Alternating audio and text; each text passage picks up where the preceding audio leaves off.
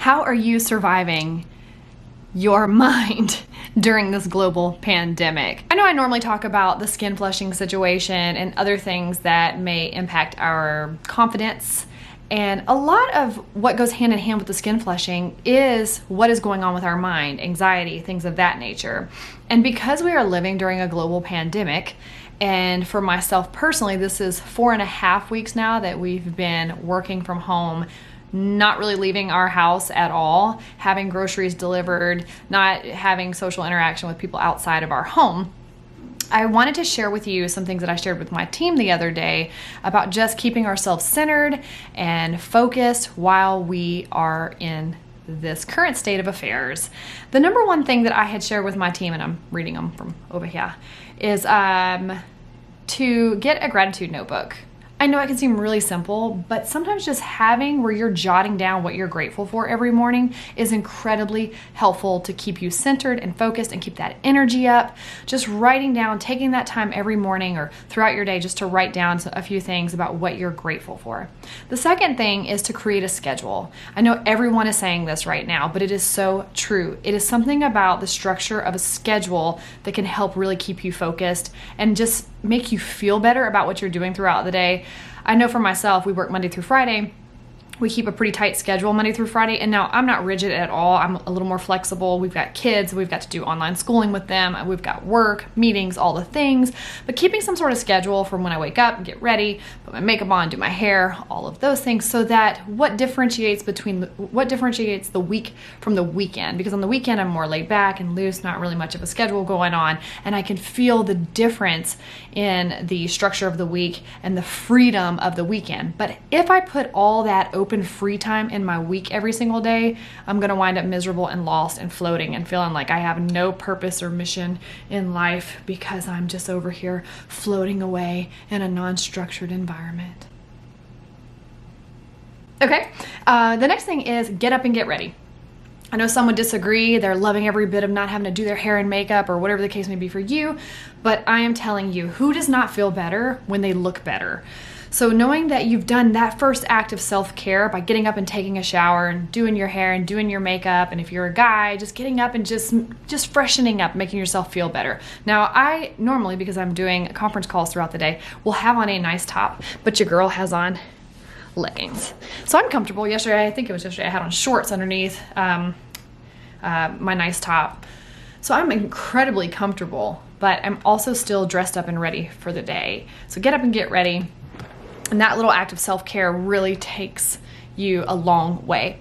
The next thing I would say is laugh a lot. If you are not using this time to get into a virtual space with friends and family or coworkers, whether you're using Google Hangouts or Zoom or FaceTime or Duo, just to be able to talk to each other and see each other face to face and see each other's mannerisms and facial expressions and just spend some time laughing. Some of my friends from work will send me these memes about coronavirus because for some reason they just crack me up. And my dad constantly sends me this one freaking GIF, I guess is what it is. I'm going to show it to you. Hold on. Because it's freaking funny. Let's see.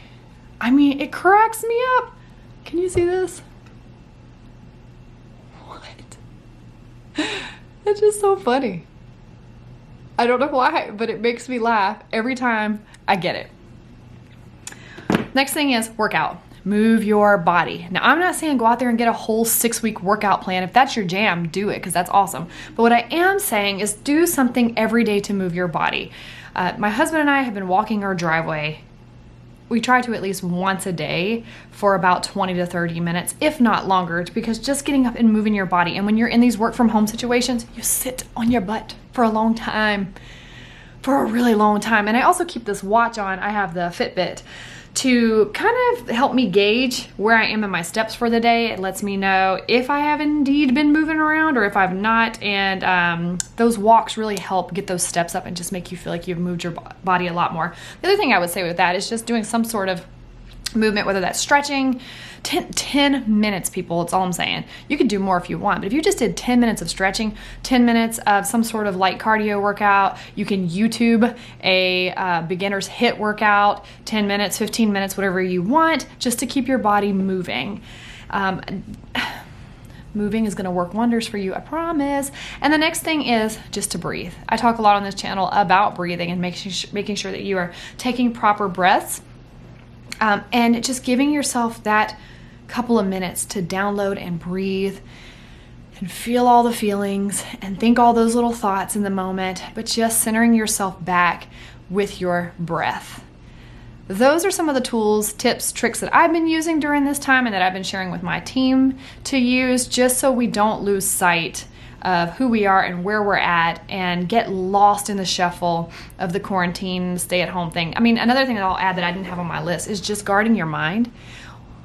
Who do you need to unfollow on social media? What news articles are you reading that you just shouldn't be reading anymore? Where are you going to actually get information, and what's just overwhelming you with information? So just keeping guard on some of the things that are causing more harm than good when it comes to social media outlets. For myself, I actually took my Facebook app off of my phone, so that if I want to log into Facebook, I actually have to go into the computer and log in and take a look at it, just because I tend to be a little less disciplined on Facebook than I am on Instagram. Instagram to me is a little more life and energy giving, and Facebook is a little more time sucking and energy sucking, and somehow I just get caught in the middle of it for some reason. So those are just some of the things that I've put in place to safeguard myself. But I wanted to share those with you today, and I hope that you're doing well, and I hope that you are just keeping a guard over your mind and your heart during this time. And I want you to know that you are not alone, and we are going to get through this together. And you're always welcome to leave comments in the comments below, just so we can have some interaction. You can also follow me on Instagram. You can send me an email. I'd love to have a conversation with you and get to know you a little bit more and hear how you're handling this time.